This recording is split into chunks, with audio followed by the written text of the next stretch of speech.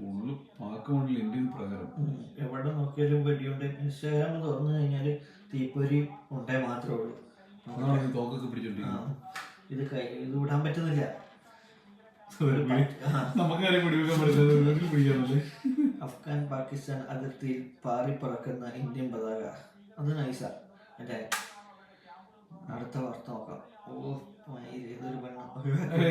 Video അടിപൊളിയാണോ? ഇതാണ് കുറച്ചുകൂടെ കഴിഞ്ഞ് കഴിഞ്ഞാല് നമുക്ക് നേരെ പാകിസ്ഥാനിലൊരു ട്രിപ്പ് പോവാന്ന്. നേരെ ബൈക്ക് എടുത്ത് നേരെ പോയാൽ മതിയെന്ന്. ബോർഡർ ഒന്നും ഇല്ലല്ലോ. കറാച്ചിയിൽ കടലിൽ നിന്ന് തീമഴ പെയ്യിച്ച് INS വിക്രാന്ത്. ഒരു വൈബ് വരുന്നില്ല.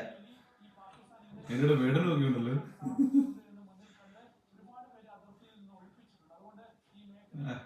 ഫ്ലാഗ് ഫ്ലാഗൊക്കെ കാണുന്ന ഒരു ഫീലാണ്.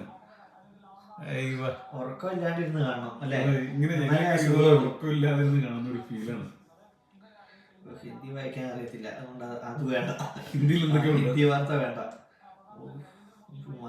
വായിക്കാൻ ഹിന്ദി हमारा राष्ट्रभाषा है, വായിക്കാനൊക്കെ പത്താ ഹേ. കൂട്ടിമുട്ടിക്കാനുള്ള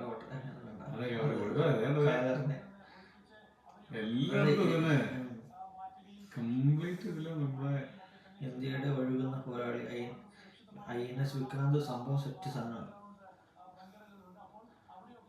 പടവി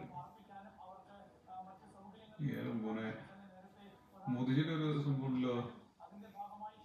അവളെ ബാക്കി മോദിജിയോട് പോയി പറയാൻ പറഞ്ഞ് മറുപടി നൽകുന്ന ഓപ്പറേഷൻ അദ്ദേഹം ഒരു പേരിട്ടു. ഇതാണ് നമ്മൾ നേരത്തെ പറഞ്ഞ ആ സംഭവം. എന്താണെന്നറിയോ? കാരണം ഈ ഒരു പേരില്ലേ ഇതിനകത്തുനിന്ന് വന്ന പേരാ.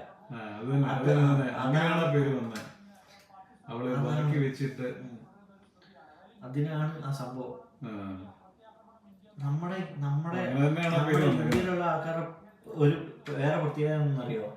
ഒരു പ്രശ്നം വന്നു കഴിഞ്ഞാലേ, അതായത് നമ്മുടെ മൈൻഡ് എന്ന് പറഞ്ഞു കഴിഞ്ഞാല് നമ്മുടെ രാജ്യത്തിനോടുള്ള ഒരു വികാരമില്ലേ, അത് വേറൊരു രാജ്യത്തെ ആൾക്കാർക്കും അവരുടെ രാജ്യത്തിനോടുള്ള വികാരത്തെക്കാട്ടും കൂടുതലാണ് ഇന്ത്യയിലുള്ള ആൾക്കാർക്ക്.